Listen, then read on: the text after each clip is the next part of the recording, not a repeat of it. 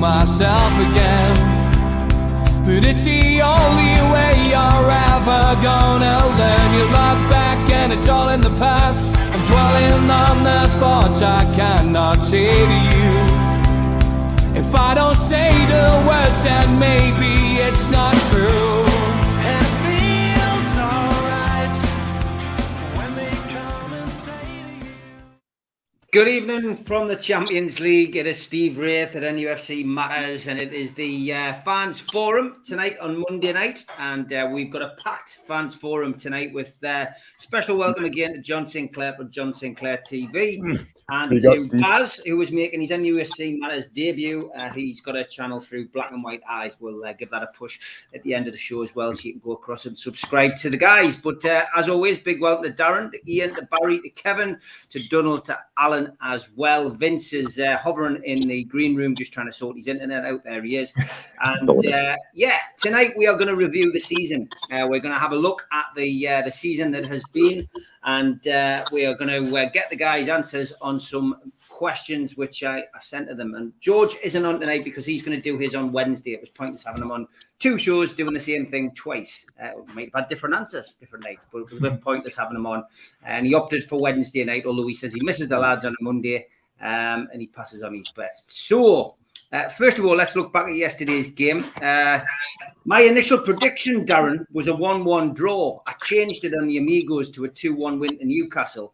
But my original thoughts were right, and that was still a pretty good result when you bear in mind that Newcastle United went down there a little bit I wouldn't say underprepared, but they certainly had gone out, socialised a little bit this week, shall we say. There was a couple of key players missing. They gave a chance, for some of the fringe players, if you like, to have a run out.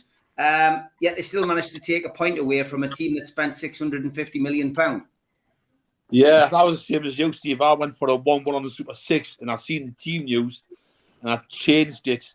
I changed it to a 1 win to Newcastle. So that's what I get for changing things. But we're done all right, to be fair. We should have been 3-1 up in the first half. Mickey had chances to score, but nowadays, for the third time, I wasn't too bothered because Champions League, we're in. Arrogance. Are you sure, Darren? Are you definitely sure? Season 2 and Darren's still Champions League, great boys. Champions League, it's great. Great seeing it. Great to hear, John. Great to hear. No, they say, but reserved was like Mickey had a few good chances in the first half to score a couple of goals. But like that young Lewis come on, you could say a youth player coming in, like 17-year-old. He scored towards the end. But we're done all right, didn't we, against Chelsea? So £600 million, their players are shocking. It just shows how bad, how messed up they are. More money doesn't buy you great team spirit or great football because they look lost. Their wage bill must be high, but no one stood up for them yesterday, for that I'm concerned. We played all right. $214 million a year, Darren. Their wage bill, $214 million a year. It's the top rated on the latest facts and figures. $214 million a year Chelsea are paying out in wages. Bigger than anybody else in the whole league. What's a lot of money? Crazy. Absolutely crazy. Okay. Way ahead of Man City, and look at their squad. Unbelievable, isn't it? Ian, good to see you, mate. You too, Carl. Your view of the game yesterday, what did he make of it? I mean, great to see Anthony Gordon get on the score sheet. Yeah, it was mint. Well, he deserved that goal because he kept running, didn't he? He kept going. Miggy was. I thought Miggy was slightly off on the day. Maxi played really well. I thought Maxi was probably the best player on the park, certainly first half. To use the old analogy, it was a game of two halves, wasn't it? I thought we were better in the first half. I know they had a bit more possession, but we were the better team in the first half, and they were better, but they couldn't do anything with the ball in the second half. So. I was buzzing to see Lewis Miley on, and I thought he equipped himself really well. He's got a kid's face, but he could put it around a bit, couldn't he? He's quite a big lad, actually, isn't he? He must be up there nearly 6 foot or something around that area. So I thought he played really well, and I'm just gutted he didn't score. That would have been perfect, But no, I thought considering that we had such a weakened team in key areas as well. I thought the midfield did really well. And they're shite as well, aren't they, really? Considering how much money they've spent, you know, they're nothing special. And even with a weakened team out at their place, we didn't do ourselves an injustice. I thought we did pretty well. Yep, me too. Okay, Donald, your views on yesterday's match, final game of the season, 1-1 with Chelsea. Smiley, of course, getting run out. I thought we performed reasonably well, and we definitely had the chances to nick all 3 points. And if we'd nicked all 3 points, I don't think anybody would have complained. But 1-1 with we had obviously some key players missing, and it was great to see that. I thought our goal was really well constructed. You know, Maxi started it and then gave it to Target put it across, and you know, I thought that was a good goal. Second half, Chelsea, yeah, they kept the ball, but you know, you don't win games for just keeping the ball. You got to put it in the onion bag, haven't you? And Chelsea, we sort of gifted them their goal. Other than that, and I thought Dubravka made some cracking saves to keep us in the game. And just on the note of spending lots of money, there's one thing spending lots of money like Chelsea have done. There's another thing spending lots of money well in the key areas, and clearly that's not been done at Chelsea. They've just, as to coin a phrase, he's just thrown it all on black sort of thing. And he's played, you know, transfer roulette, in my opinion, is what their owner has done.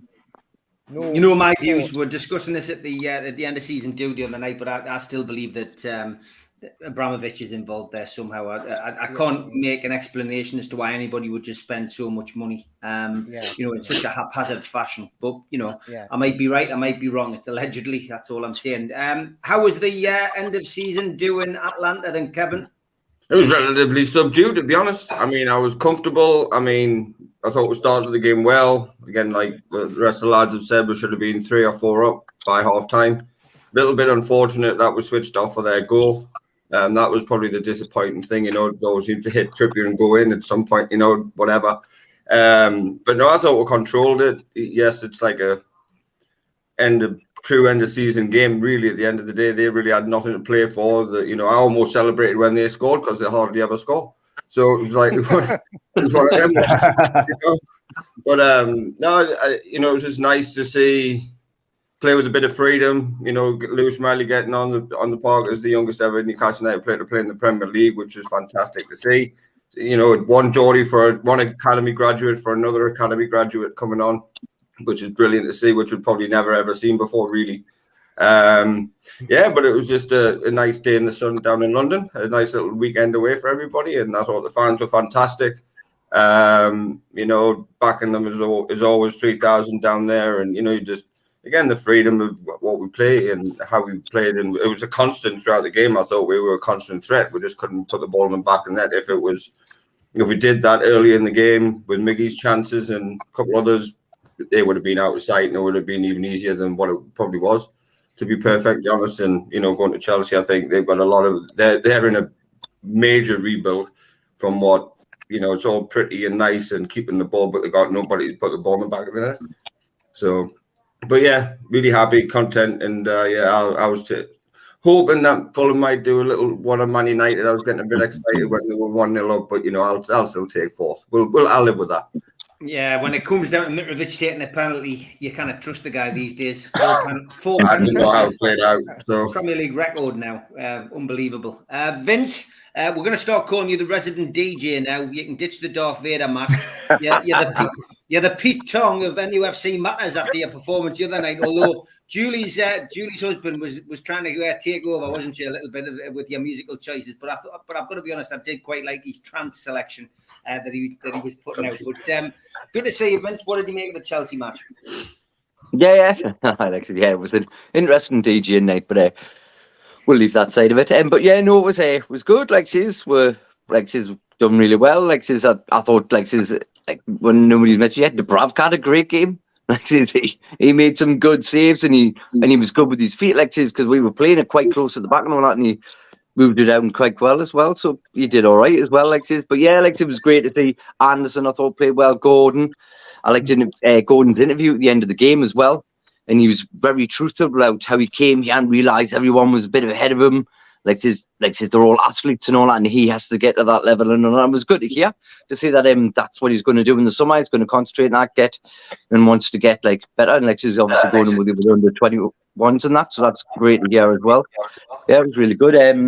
Like it says, the goal was good. Like it says, short, lovely long ball.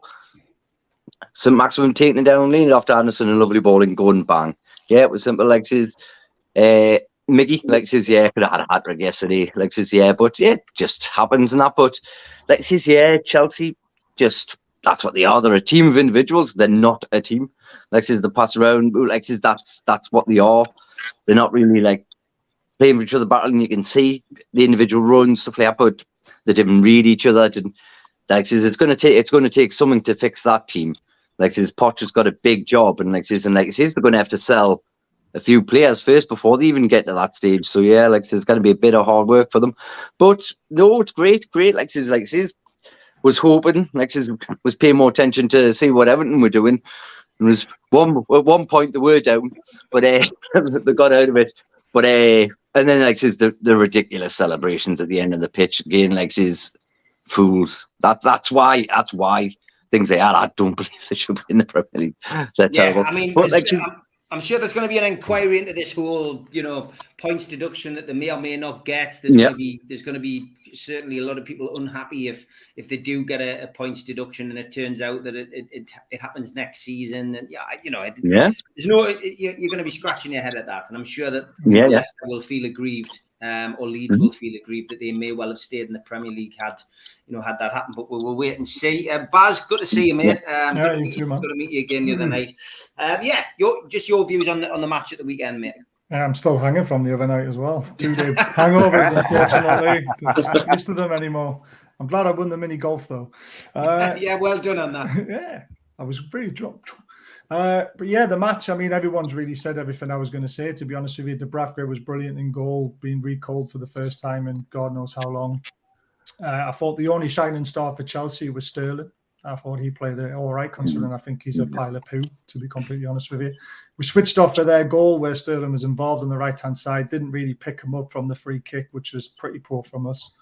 And then Trippier really probably had a bit more time than he thought.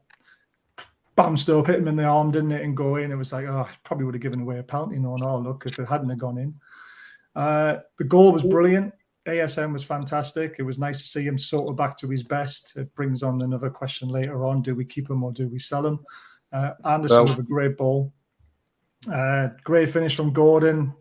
As we all know, and if you've watched anything I do, I love Gordon. I think he's going to be a fantastic player for us. Young Millie coming on and hitting the bar, so unlucky. And again, if you follow anything we do, we've been saying this lad is going to be the next level for us. It's nice to finally have another Geordie coming through alongside Anderson and alongside Sean Longstaff. But we think this kid is better than both of them. And if we can get that rig from Sunderland, who's a Geordie as well, we'll be flying. Massively important, massively important. We'll be talking about that through the summer. But the Champions League specifications and having local players coming through the academy, that's where young Lewis is going to be a massively important player going forward. And Eddie Howe definitely rates him. John, welcome back to you, mate. Your views, mate, on the old Chelsea game. It was a 1-1 draw. I was down there last season and remember the 1-0 defeat. And you know what? I felt that was a big turning point in Newcastle's season. There was a few last season, but we lost 1-0 to a goal at the death. And I just felt we'd arrived last season in that game. I felt Newcastle competed and could have won that game last season. We didn't. We lost 1-0. Yesterday, 1-1. It wasn't a great end to the season, but it stopped the rot. Chelsea's not a happy hunting ground for Newcastle. It stopped the rot, and I was delighted with that yesterday. I've got to be perfectly honest. Yeah, we really picked up one win from 20-odd games against them as well, which is not great to last. So, listen, look, end of the day, it's like an end-season feeling. I have to agree with what the guys have been saying. I thought ASM was excellent yesterday, and I thought it's great to see Anthony scoring the goal as well, his first goal for the club. And it's considered a poor goal, by the way. It could have been dealt with. And even if it was Trippier cleared it, it would have been a penalty because it hit his hand. But second half, like, I mean, Chelsea had lots of chances as well. And Dubravka had to make a great save. Poor finishing, kept us in the point. But Miggy Almiron, I love Miggy, right? But 3 great chances in the first half. The problem, he has got an end product. That is the thing. And we need a winger. He's got to have that end product. So he's going to put the balls that I love Miggy, but he just can't take his chances. That is the thing. But that's for another time. Johnny scored 11 goals this season. Yes, I know, Bazza, but the second half of Everyone the season. talks about ASM, saying ASM, keep him. He's only been contributing in 6 goals, and Miggy's got 11. Come on, man. Yeah, he's had a great season. I think what you were trying to say was, John. That was a great season. He's reverted back to season. So 11 goals, yeah. But my worry is to Miggy, right? He needs to be more clinical. That's what I'm trying to say. He hasn't been right since he came back from the injury, John. That's exactly what I'm saying, Bass. Exactly what I'm trying to say. Exactly what I'm saying. But at the end of the day, I mean, look, I definitely keep Miggy, right? I mean, would I put him in the first team? I would. But I'm happy with the point.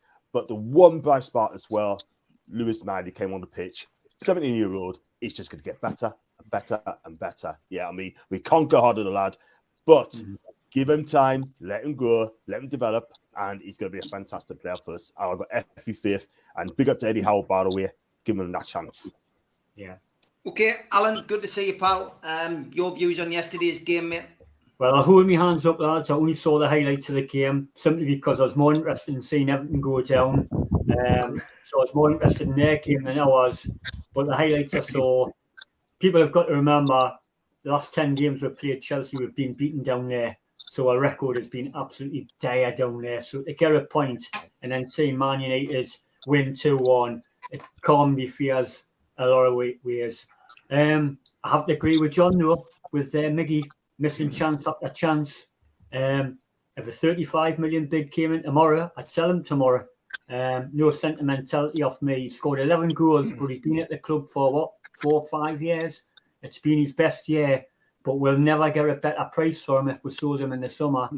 For a better player, of course, but that's the key for the summer, getting better players. Regarding the game, delighted with a point, delighted for the young lad, and I've always said about Anderson getting on, the youngsters are the future of the club and the academy, and it's great to see that.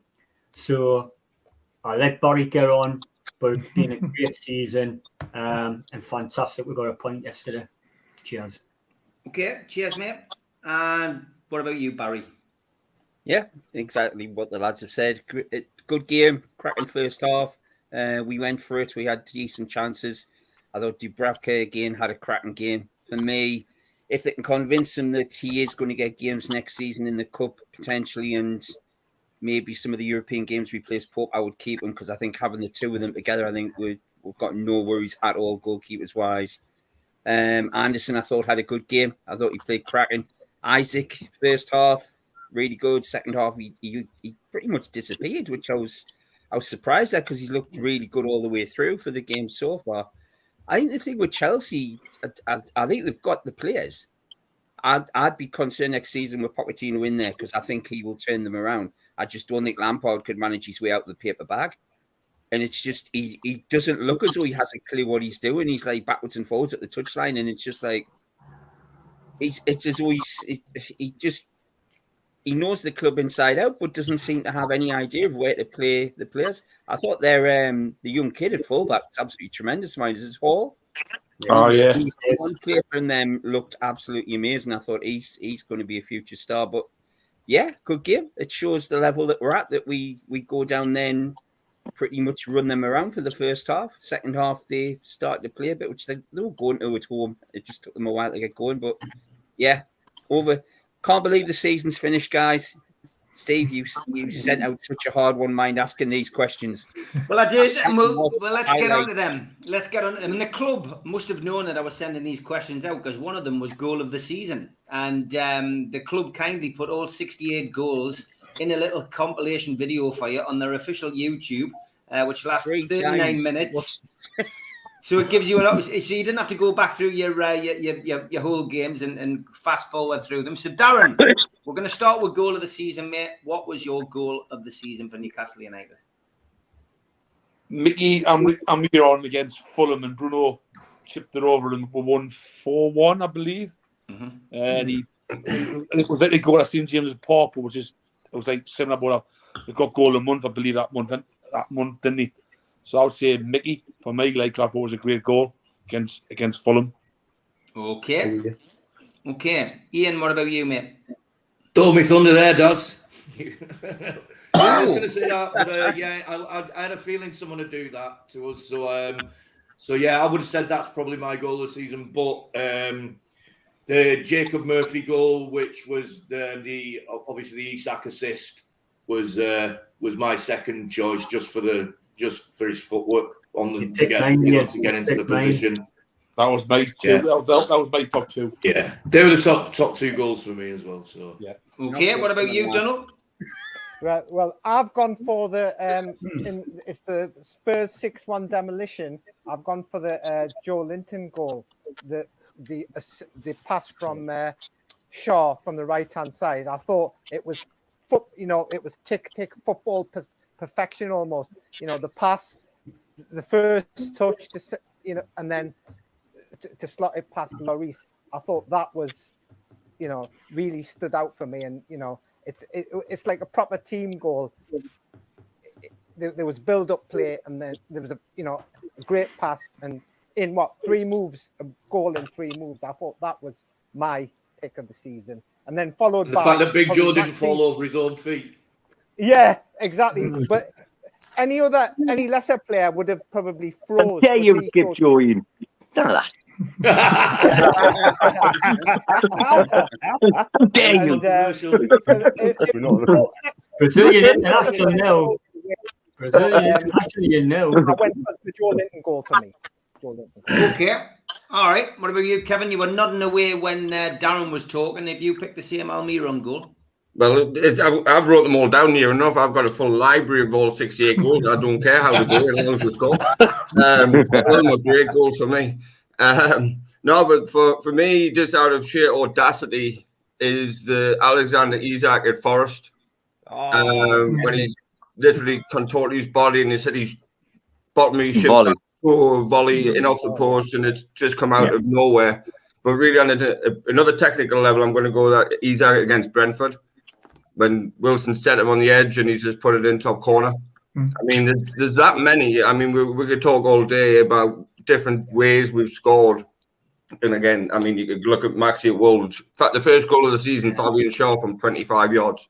Yeah. It's a brilliant strike from a centre half. Yeah. So we could talk all day, but I'll go for the Isak just for the sheer audacity of it. And just, that's just and the one against Brentford just for the pure technical brilliance of it, coming across it with him at pace on a rugby pitch with 3 foot different lengths of grass in it and stuff like that. So yeah, them two for me, but I could go through them all to be fair. Of course you could, yeah. All right, great stuff. Vince?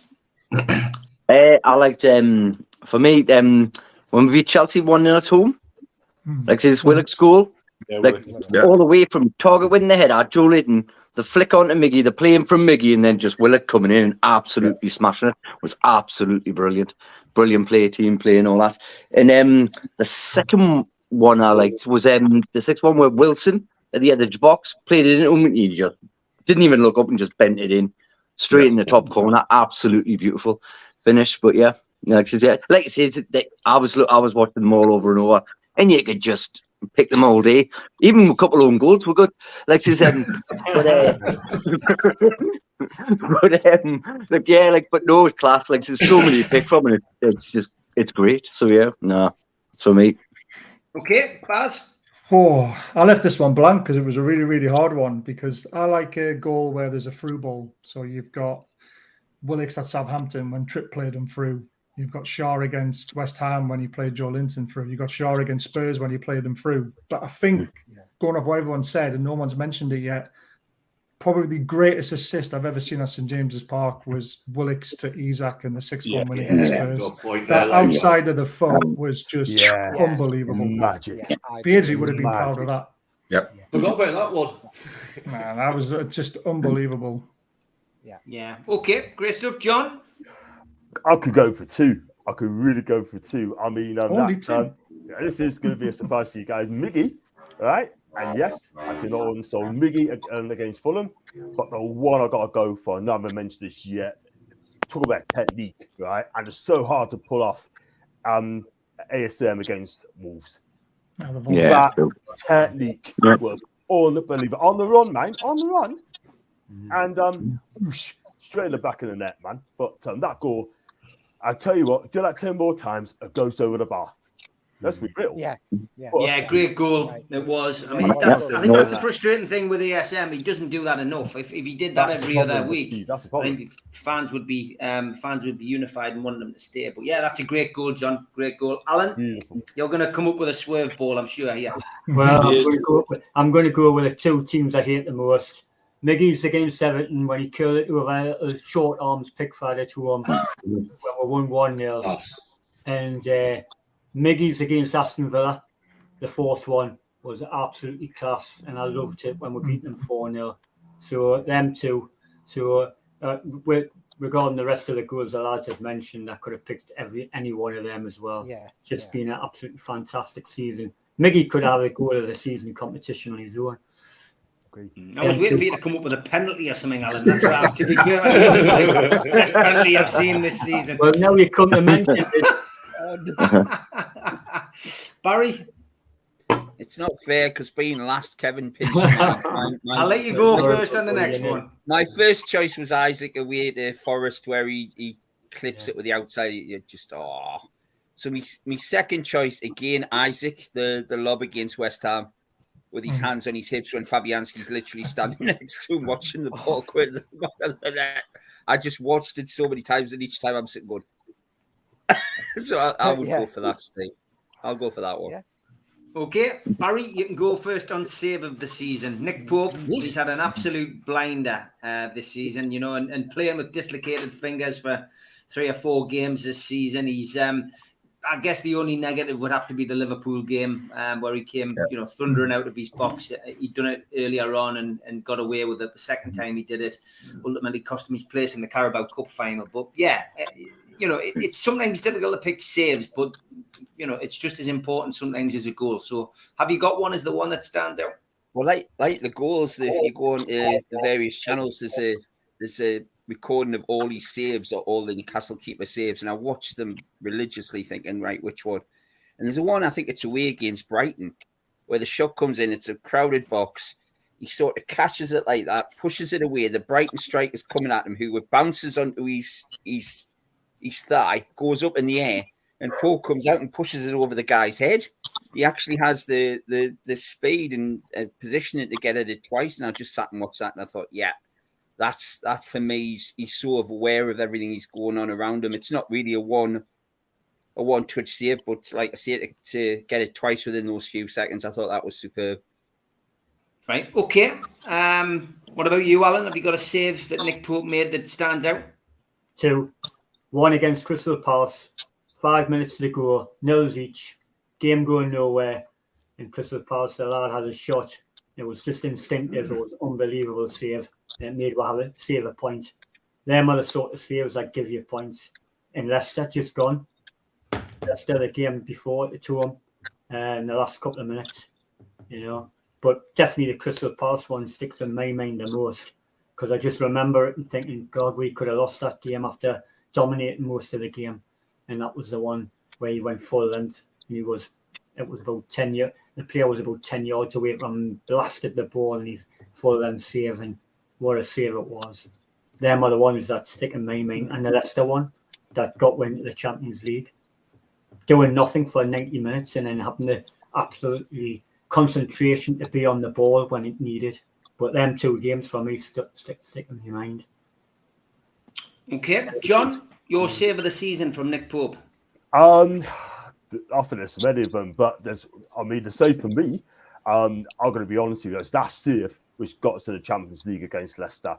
That save was unbelievable. I mean, he must have saw that late, right? And he did expect it to come in, but another day, another win, I would have gone the back of the net. But that save is worth to us 40 million quid because that got us Champions League.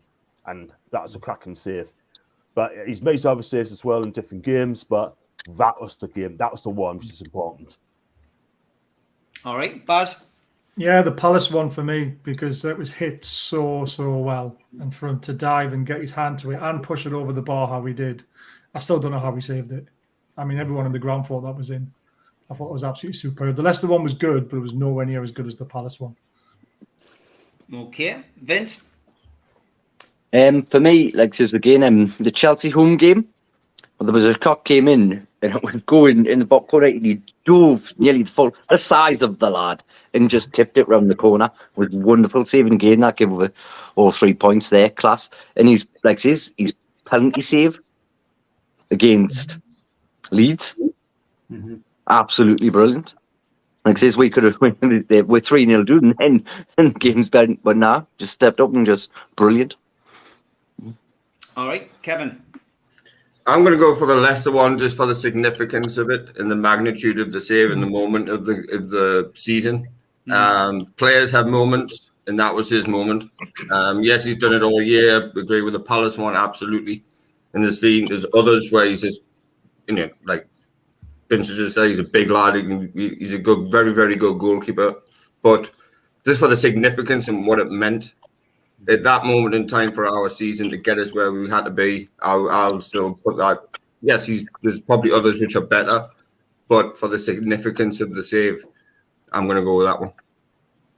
Okay, Donald, they don't do videos of saves of the season, but they haven't yet anyway. They may well bring it out, but you're not going to go for Carrius, are you? Or? No. What you call? I would say the save last Monday. I mean, literally, obviously the significance of it that got us into the Champions League, and also he had nothing to do most of the game. He was a relative spectator, but he had to put his boot down first. Yeah, he could have been really living that die on the neck there, and he kept switched on, and I mean, I watched it again today, and to pull that save off, because that could have been a sucker punch as well. For all our possession we had, we could have been, the old football sucker punch. They could have nicked that, but he saved us. He got us a point, and at the same time got us Champions League play. So it's got to be the Leicester one for me. Okay, and you, Ian. Dubravka's save yesterday against Chelsea. No, it wasn't. No, it wasn't. I've just run out. Everybody said what I was going to say. That Mateta save, Crystal Palace one at Sellers Park, I think was probably the save of the season. But again, the save to get us into the Champions League was the most important. So I'd probably nudge onto that. Okay, mind you, though, the Dubravka one was good yesterday, right at the end when he clawed it back. Yeah, he did. That was decent. That was a good save. Mine, I've just had a dark thought, lads. That save by Pope against Leicester has kept everything in the league. Oh, we'll have to turn it into a negative, Alan. Darren, are you going for one that the lads have mentioned, or have you got a different one? The same, Crystal Palace Dick Pope. I thought it was just a good, great save. And I like the Leicester one, I thought, you expect you keep the make a save because it wasn't that difficult, but it's got to be switched on. But I think I was expecting to save that one. It wasn't a great shot, but Nick Pope, Crystal Palace. I like Coffee says Pope made some good saves against City at home. There was saves in a penalty shootout as well in the League Cup, which we wouldn't have got to the Carabao Cup final had it not been for those saves. So you could say that they were pretty important. Who's yours, Steve? Well. Yeah. Who's yours? I've got to be honest, the Leicester, and purely because he did absolutely nothing. He did absolutely nothing all game, apart from get changed and warm up and then come out and pull that save off when he was. He had every right to be sitting around, reading a book, which is crazy. Okay, moving on. Match of the season. Which was your favourite game, Darren? It would have been we beat Man U 2-0 at St James's Park. That was like the emotional weekend for me. That was like the weekend off your mother. And she knew I hated Man U. She said, we'll beat them. So I know we did. We played good. So Man U at home. I thought we bossed them from start to finish. They didn't give us credit for beating them.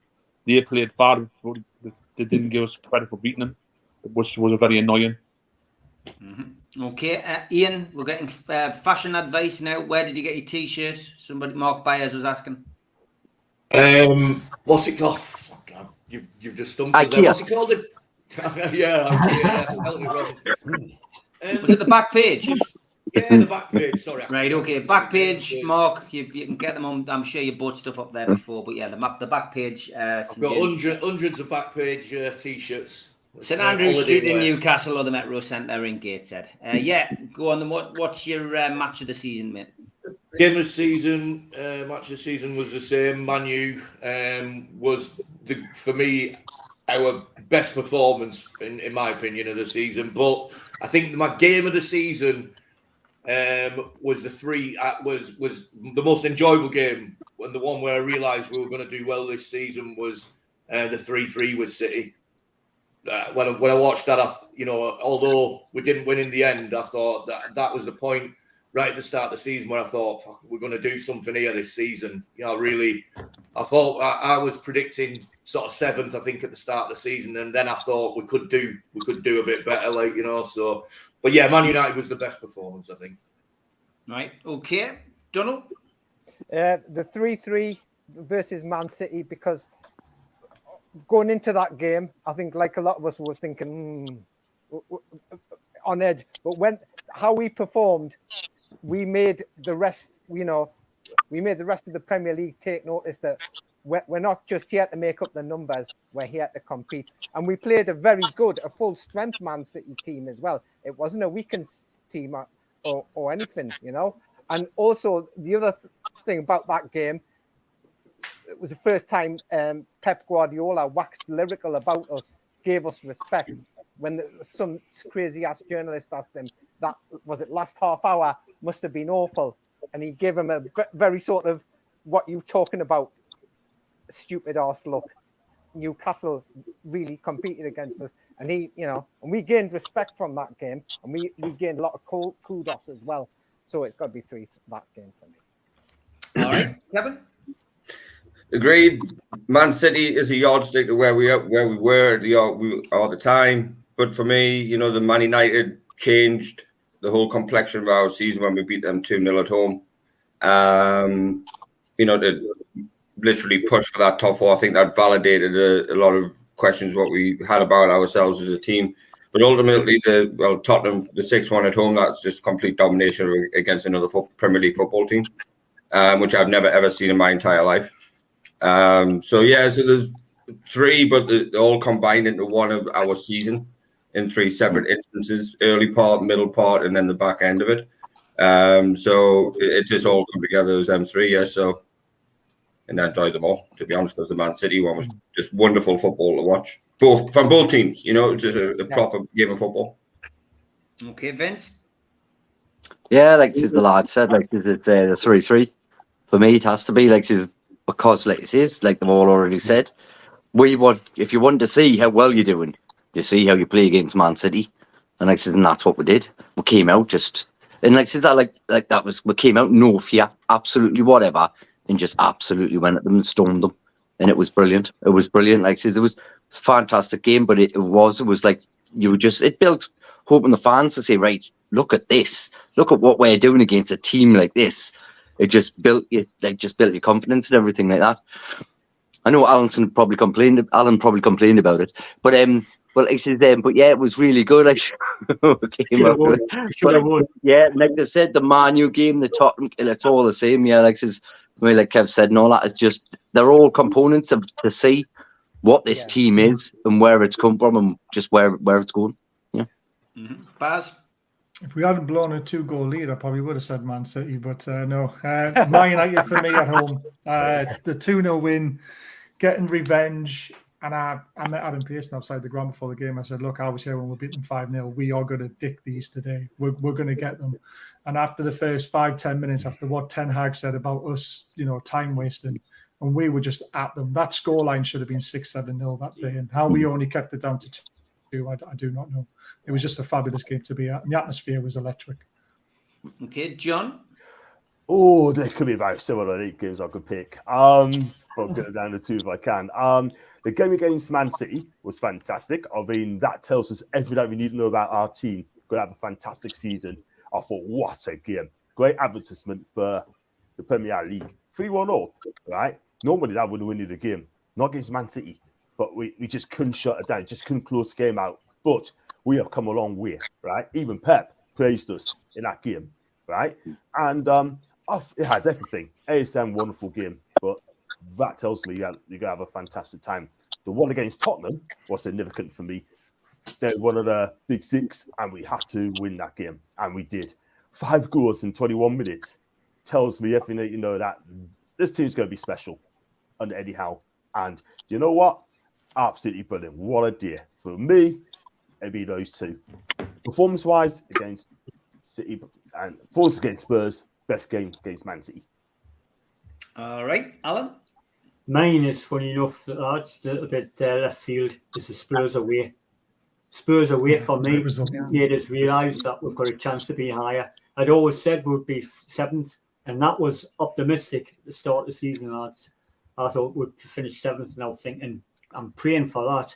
But when we beat Spurs away 2-1, the same Miggy's turn around and score the second goal, and it made all the pundits and everybody around the country realise we're here, we're up there to have a chance at top 4. Even Jamie Carragher on his commentary had said that during the game, and I thought Spurs away 2-1. Performance of the year, so many, but I agree with Baz. Man United at home 2-0.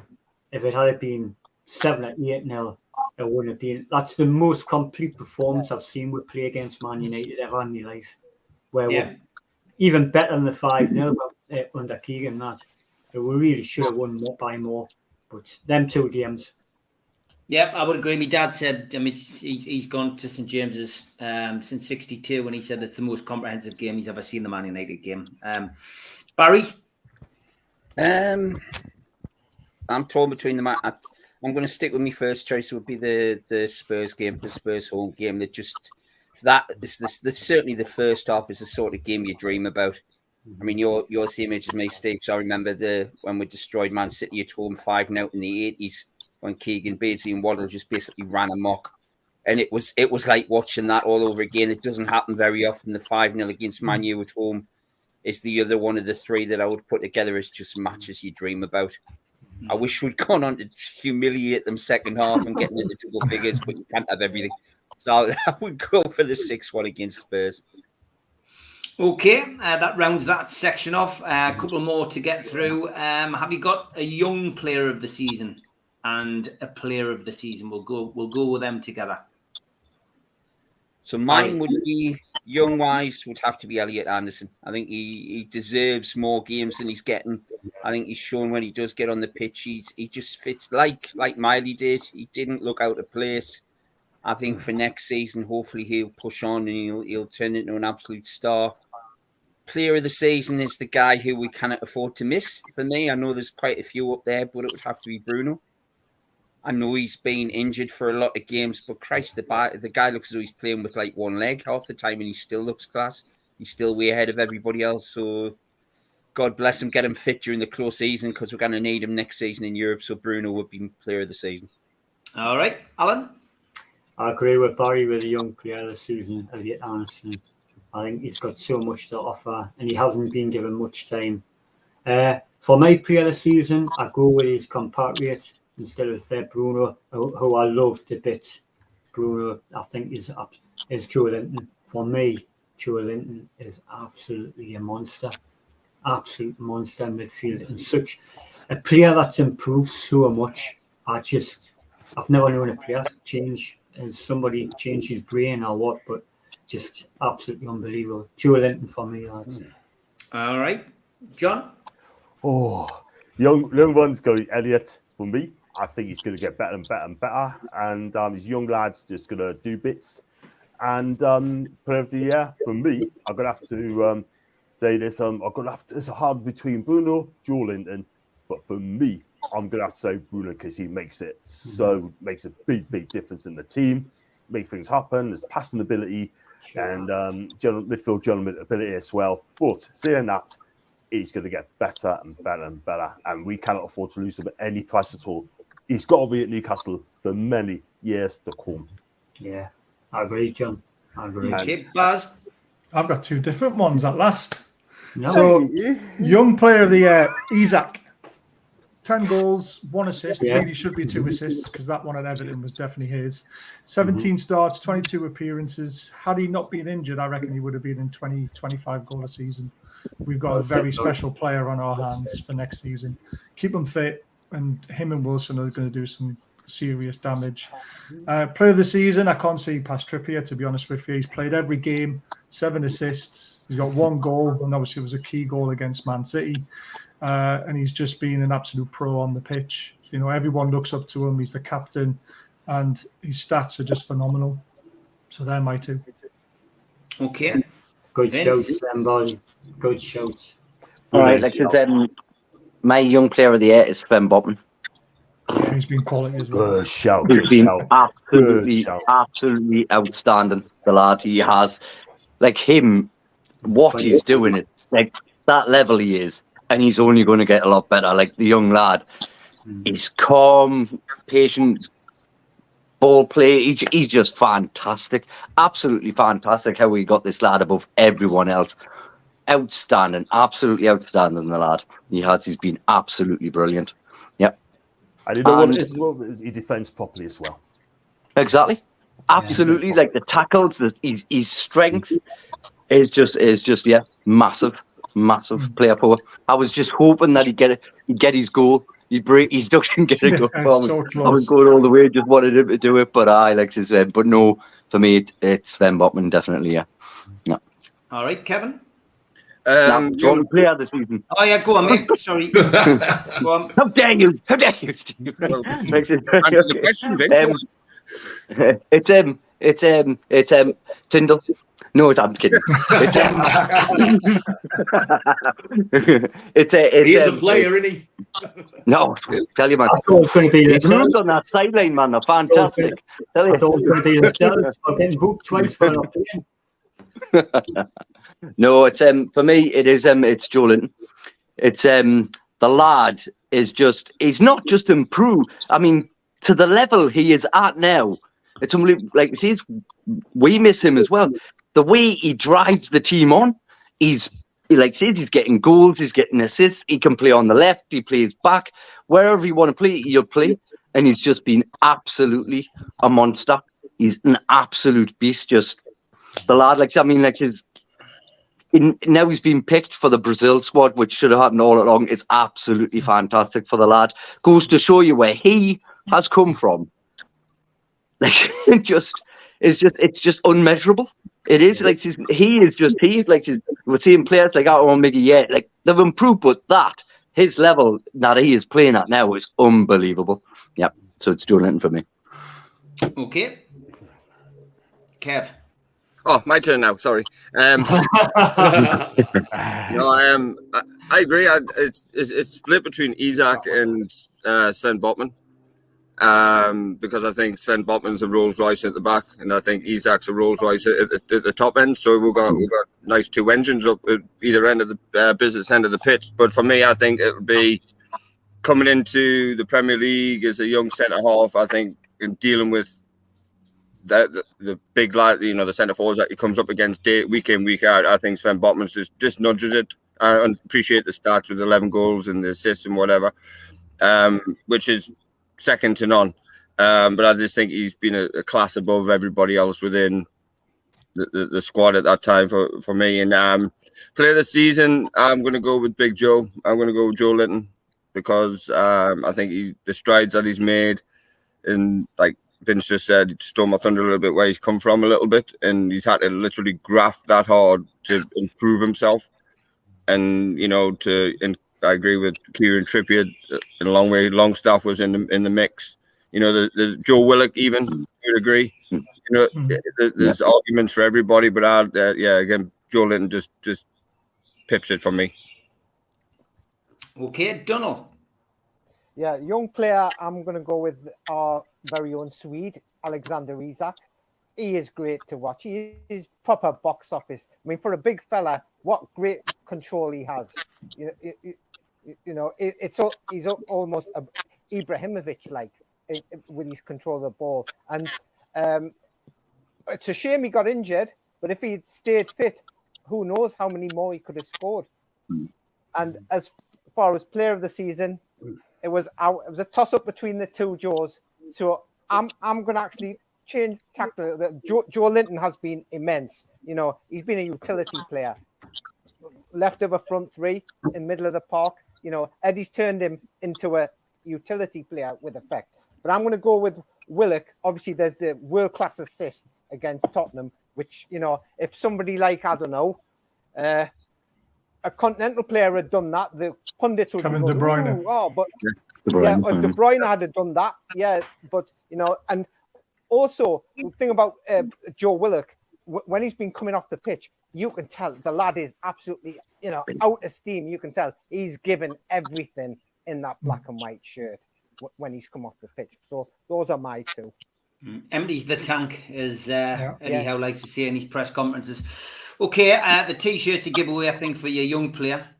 Yeah, I was just about to say, with this T-shirt, I'd have to choose the obvious person, Botman. So, and you know, no, Isak, definitely. Yeah, for me, Isak's just, you know, Botman's been amazing, but Isak's, he's like a Ferrari, and if Botman's a Rolls Royce, he's absolutely awesome. So I would go Isak and Big Joe, 100%. We miss Big Joe. I know what everyone's saying, and I love Bruno. Obviously, Bruno's my favourite player, being fair, but we've missed Big Joe so much when he's not been there, and I think he's done a bit of everything this season. So I'd have to sort of nudge towards him above anybody else. Mm-hmm. Okay, Darren. It's not great going last leg. I've got a young player, Sven Botman, Rolls Royce. It was close by Isak, but Sven Botman's like a Rolls right at the back. He's been fantastic. And the player of the year, it's got to be Trippier, captain. He's just been captain. How he leads the team, tells the player what to do, and professional on the pitch and off the pitch. And it's just for that reason, Kieran Trippier. Okay, good stuff. Just let you know, when I finish the panel tonight, I'm going to bring Kev on from NUFC for 5 or 6 minutes, just to give us a bit of an update what's happening there, have a quick chat about the Chelsea Armada and how well that went again. Darren Curry and the lads doing a fantastic job getting Newcastle fans safely to and from the ground yesterday. So I'll be bringing Kevin on just towards the end, and we're going to announce a new show that we're going to be doing on the channel as well. Who's yours, Steve? With NUSC. For me, my young player, I had to get it to Isak as well, because I don't think I've seen anybody make such an impression coming in from the continent. Coming in from abroad and hitting the ground running in the Premier League. Some players need time to adjust. I was at Anfield and just saw this guy come on and absolutely muller the team that in the last few years has won everything that can win in football. Fair enough. It's not quite the Liverpool of a couple of years ago, but Isak just destroyed them that night. He's gone on to score some wonderful goals and put in some wonderful chances and assists for other people. My player of the season is Joe Linton. Big Joe has been fantastic. It's so hard to separate him, Botman and Trippier for me player of the season. Trippier, it's to be expected, but it's where Joe Linton's come from, like Vince said. Yeah. Joe Linton was written off. Steve Bruce kept saying there's a player in there somewhere. It's probably the one thing he was right about. It just he couldn't coach it out of him. And I think I've mentioned it on the show before.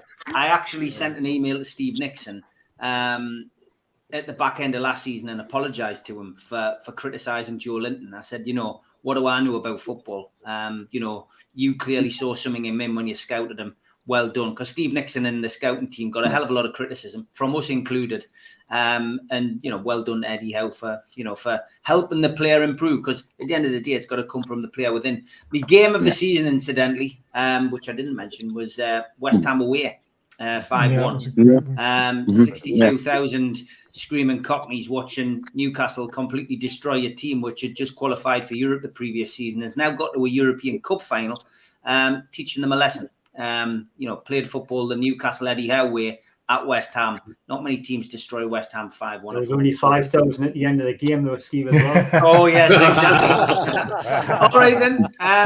Quick question, Steve. You mentioned you emailed them about Joe Linton. Did they ever say they scouted him as a striker or as a winger or as a midfielder? I never got a reply. I wonder why. I didn't expect one. I think sometimes the club, even though it's new ownership, I think sometimes when Steve Wraith emails them, I still think they feel a little bit, what's he up to? What's his motive here? But I just wanted to do that from the bottom of my heart, just to apologise to Steve Nixon. I'm a heart on the sleeve kind of guy, and I just thought it was right. But be interesting to get Steve Nixon's comments on that. You never know; he may do an interview at some point about it. It would be good to see the man behind the scenes. Could be a good shout that for NUFC TV if they can get the lads onto it. Maybe get Andy Sixsmith onto the case or Keith Downey. Okay, moment of the season. Now, this doesn't have to be a game. It could be a game. It could be a goal. It could be something on the pitch. It could be something off the pitch. It could be something to do with supporters. It could be anything you want. Darren, you've got the joy of going first.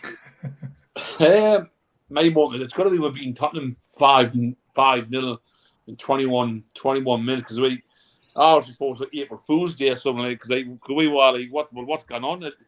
Every hits going in, it was just I've never witnessed out like that before in my entire life, being at a match and being 5-0 up in 21 minutes. You know what I mean? Like it's like playing on the computer, you need FIFA, but it's like that. You know what I mean? It's just unbelievable moment. I've never been to a game. I mean, all the years I've been and being 5-0, I couldn't believe it. We were like looking around, what's going on? Is this a trick or something? Having us on or something, you know what I mean? Like, we just couldn't believe it. And that was the first time where I was considering Champions League, Alan. Oh. Okay. No, like, that moment for me was just, I don't think it'll be well witnessing anything like that again. Yeah. Mozza, you've nicked my thing for this season. Yeah. War flags, 100%. War flags and the constant effort and hard work that the lads and lasses put in. Thanks to the club allowing them to go and do that has been that's certainly been my moment of the season, that last flags display. Just something special about it, something really special about it. So I'm sure one or two of the other lads might have wanted to say that as well. But Ian, what about you, mate? I've got two and I can't really separate them. I know all right, that's fine. Murphy's Wave. Yes. Absolute quality.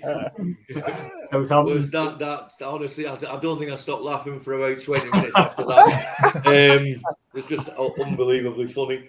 And Big Dan's goal and then celebration and then dance. After the game in the changing rooms, both of them were just like they just showed the different ways of how solidified the team is, and they were just great moments for me, and both really funny. So yeah, they're the two for me. Okay, Donald. Yeah, again, I've got two, both for different reasons. First one on the pitch has got to be Isak's dribble against Everton. I mean, that was just. I mean, you won't get bored of watching it over and over again. And the second moment has to be when Bruno scored against Brighton, and he went up and he did that thing about the young lad Arthur, and that obviously put across me that not have we got only a good player, but what a lovely human being we've got in our team. And I thought that was. That was great.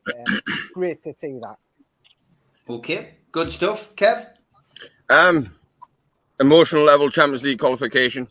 Like I said, previous shows I've travelled Europe with my dad, and again he's no longer with us, so that was a bit of an emotional moment for me when it actually occurred.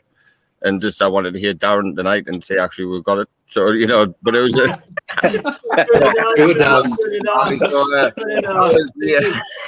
some shit tonight. I genuinely broke down after that game. I genuinely bawled like a little girl. It just hit me hard. Based on where I'm at and all the rest of it. But the other one was after the Chelsea game from Eddie Howe and Jason Tyndall actually. Shown not a bit of emotion, a lot of emotion. because you don't see that as much because he's quite stoic. He's quite very, very professional. But once I seen that, it's like, not that we didn't know that he cared, but now he's shown that, okay, now you show that he's fully invested in what the project was and what he's actually personally achieved, because he's had to be the stalwart of the whole thing and keep everybody together. And you can just see letting go of himself a little bit.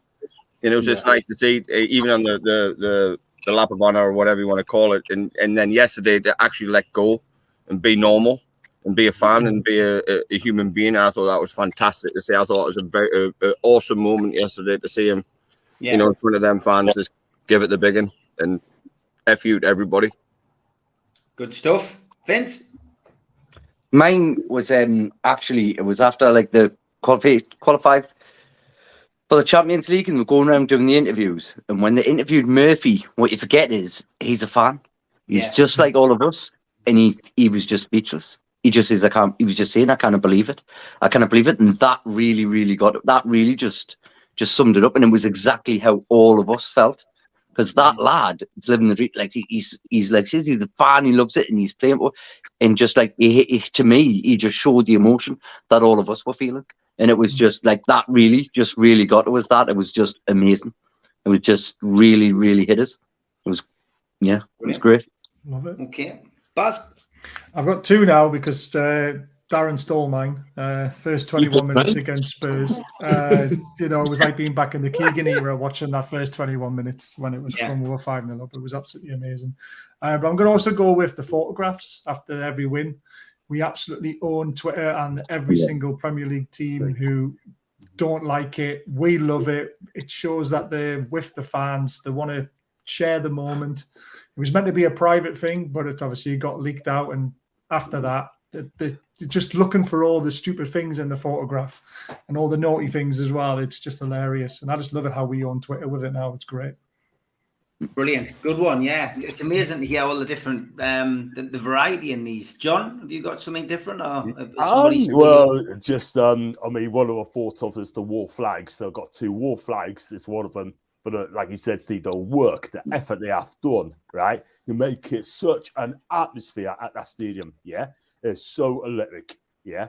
And the music before the players comes out, absolutely magic. Yeah. And the second one as well, the moment where they got the top 4 this season, when all the journalists and that, the media, didn't want us there, didn't give a toss about us, right? And you just say, you know what? We're going to rattle them. And that's exactly what we have done. Rattle them. And then we're the ones who are smiling. And they're the one who can just cry, and that's not just going to cry because they don't want to get in the top 4. Okay. Alan? My moment was war flags at Wembley. I was standing at the bar, seeing all them flags at Wembley, going around the world, showing what we're all about as fans and a fan base. I was going to say, seeing Darren we're in the Champions League. War flags. I don't think he believes it yet, Alan. War flags was all inspiring for everybody around the world, around in Britain, and you kind of to buy that. And also, I've never stopped smiling when I saw Bruno on the porch against Brighton with his 2 fingers in his ears and the fans behind. That image is just priceless, lads. Priceless. Yeah. Them 2 moments for me. Wembley, standing at the bar, watching that and going, wow. And that's going around the world. Okay, fantastic. Barry? It's a hard one because all the lads have had great ones. I mean, for me, the season's been up and down. We've had moments where we've been like desperate and moments where we've been celebration. For me, Steve, the one that stands out is probably a really strange one. It's Mitch's rallying cry that he did on your channel. When he came on and he read from the heart and he said what Newcastle fans need to do and they need to think about where we are. That got me right there. I watched that by accident when it came on because it came on in the middle of the day, didn't it? When I wasn't expecting it. And that one for me. Brilliant. Great selection. That great crack, lads. Says Andrew. Thanks for joining us. And Geordie Jedi says, just watched the 68 goals this season. Max was well in there. Tom Dixon, one of our mods, he says, goal of the season, Maximin against Wolves. Save of the season, Nick Pope. Save against Crystal Palace. Isaac is player of the season. Player of the season. Moment of the season is Spurs 6-1. We will have an update on the Super 6. John has posted something in the chat. Congratulations to everyone who played the Super 6. Prizes will be sent direct to the winners. I'll announce them in Wednesday's show. Well done to the overall winner who won £500 on the NUFC Matters Super 6 game. Some extra cash prizes there as well for the runners up. And the next season's Super 6 is up and running now on the website, nufcmatters.com. Just need to thank the lads. Thanks to Darren, thanks to Ian, thanks to Donald, Kevin, Vince, and Alan and Barry. Bazza, give a shout out, please, for your channel. Yeah, so NUFC through Black and White Eyes. I'm not everyone's cup of tea. I'm just here to talk about football. So if you enjoy a football chat, come and say hi. And John.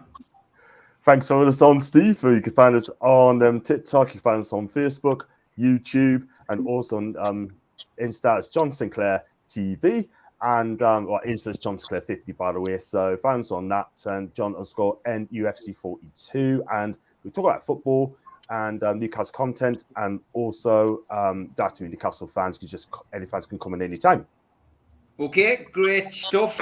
We will be back through the summer with the Fans Forum. We'll be coming up with different things to chat about. Transfers will obviously be on everyone's lips, but it'll be over to you to come up with a few different subject matters as well in the chat. Thanks to everybody in the chat. Thanks to the mods, and a big thanks to you for watching. Can I just say some? Go for it, mate. Go for it. I just want to say thanks to you for sorting us out with the ball for our charity raffle for my cricket club, and also the T-shirt, and thanks to John J.A. as well, because I know he was instrumental in that. Really appreciate it, mate. John's out of hospital, people. He's back home. He's recuperating. He's got a long road to recuperation, but he is okay. He's making flyers, and he's on the road to recovery. But I'm going to bring in our friend Kev from NUSC. So, lads, thank you very much. I'll leave you to take your leave. And I'm going to bring in Kev. Take care, lads. Stay well. Cheers. See you again. Okay, Kevin, good evening. Good evening. How are you? Great, mate. Sorry that we've kept you waiting around, but great to see you, mate. And congratulations, I guess, first and foremost, for the wonderful trip again that was organised by Darren and the lads. The Geordie Armada, as people have affectionately named it. It's another great day. 1,500 fans travelling, 6 boats. Unbelievable. Mm-hmm. Yeah, no, great. You've done a great job, Darren. He's really good at that stuff. Really, really good. And it's been fantastic to see what he's done. And it went well. We've got a lot of praise for it. We're getting a lot of videos in. We're going to do a bit of a montage and show everyone how it's went. And there will be more events out in the future, which we're looking forward to doing. Yeah, fantastic, mate. Okay, well, I mean, I did mention a new show. What we said is, we want to try and help NUSC, because they're slowly building, and there's a lot of support for it. I've seen a lot of online support as well. From our perspective, we just want to support, what you're doing, support the movement. We're happy to give you the platform. We might do a 10-minute show, we might do an hour show, who knows in the future. But we've knocked up this little flyer, NUSC updates and Q&A. We're going to more than happily, get you on. Darren had a few technical issues, sadly, on Friday, but we'll always know that we can get you on, Kevin. If anyone's got any burning questions, or if there's anything you want to update us with, over the coming months, then feel free to use the platform and pop on, and we'll arrange something. But just for now, what's going on? What's your membership levels like, and what's going on over the next few weeks and months?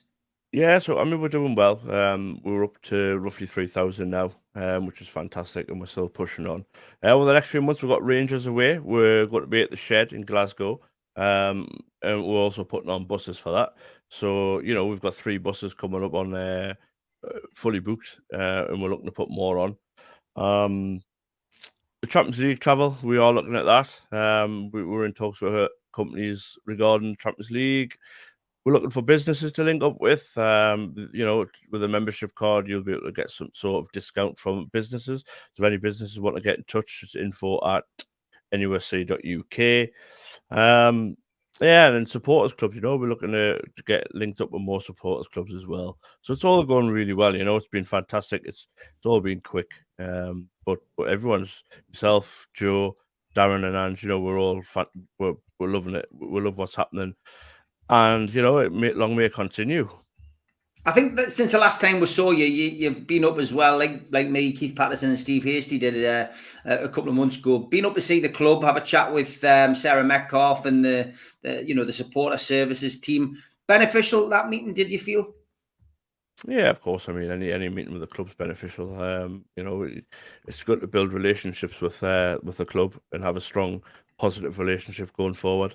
And that is our aim. That's always been the aim, and long may it continue. Good stuff, mate. Good stuff. Where can people find you, and where can people become a member? So if you want to become a member, and there are a lot of benefits, cheaper travel, etc., you can go to nusc.uk and you can sign up. Okay, Ian Toon Traders, a signed up member of the NUFC, Kev. Wish you all the best. Looking forward to getting more involved in the future. Lots of messages coming in like that on a regular basis in the chat. We'll not keep you too long, Kev, because you've had to wait to come on. I know you were filling in your time because you're quite busy. Yeah, apologies about that, by the way. No, don't worry, mate. We're just being it's absolutely chock-a-block on a Monday night. The fans forum is very popular. Great to have the supporters club on, mate. Some of the other new additions are a bit though.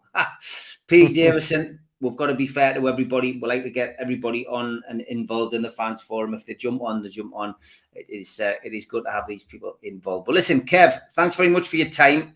We will liaise with you and do what we can to promote NUSC. But for now, thanks for your time, mate. No problem. Thanks very much for coming. Cheers. Take care, mate. Okay, NUFC Matters is back tomorrow. It's a pre-recorded show, but it will be, those were the days, season 1979, 1980. George has done a cracking show, some great stories on there, and just a review of the season. Then Wednesday, we are back live. 2 shows on Wednesday night. Jodie's here, Jodie's there, 6 till 7, and then Liam Kennedy, 7 till 8 with their season reviews.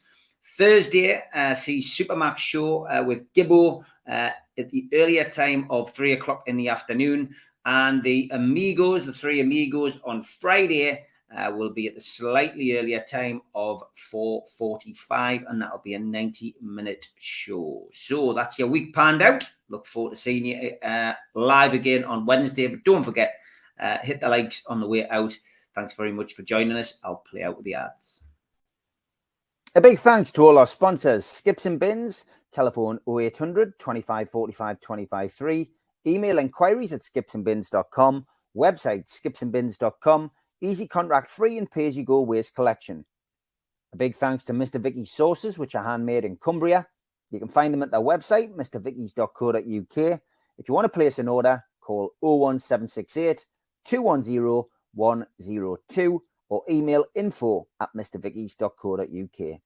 A big thanks to Media Arts for all the help with the video side of things, and at qtechshop.co.uk, the makers of pool tables and snooker tables in Wallsend, Newcastle, and the guys who run our website, nufcmatters.com. If you like the channel, please hit the like underneath the video. It helps us grow. And click share and share to your other social media. If you want to help us financially, please click join. And there's a range of different packages, and it explains how you can do that.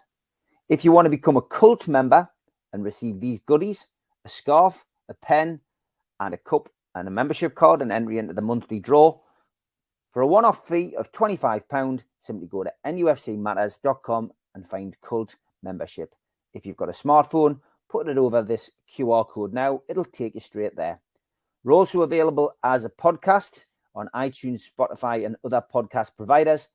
And we also support the food bank on this channel. The Matchday Bucket helps you donate virtually. Go to nufcfansfoodbank.co.uk to find out more. We've got some events coming up over the course of the next 12 months.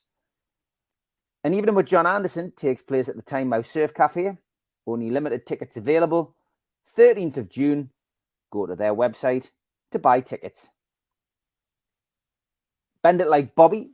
Cometh the hour, cometh the man, and just after the hour, the man did cometh at the double, as it was time to bend it like Bobby. It's a comedy play. It's a rehearsed reading by Jim Orr. It features myself and a few other cast members Friday the 16th of June. Tickets on sale at newcastlelegends.com, and they're only £5. And evening with Frank Clark, well, this is our Christmas due. Thursday, December the 7th. Tickets are £15 from nufcmatters.com at the Tyneside Irish Centre. And a big one for the new year, January the 25th. Keegan, Waddle and Beardsley and special guests back together, the class of 1984, at the Tyne Theatre and Opera House on Westgate Road. Tickets available direct from the venue. If you like t-shirts and you want a few for the summer, get yourself to nufcmatters.com. The Isaac t-shirt is proven very popular.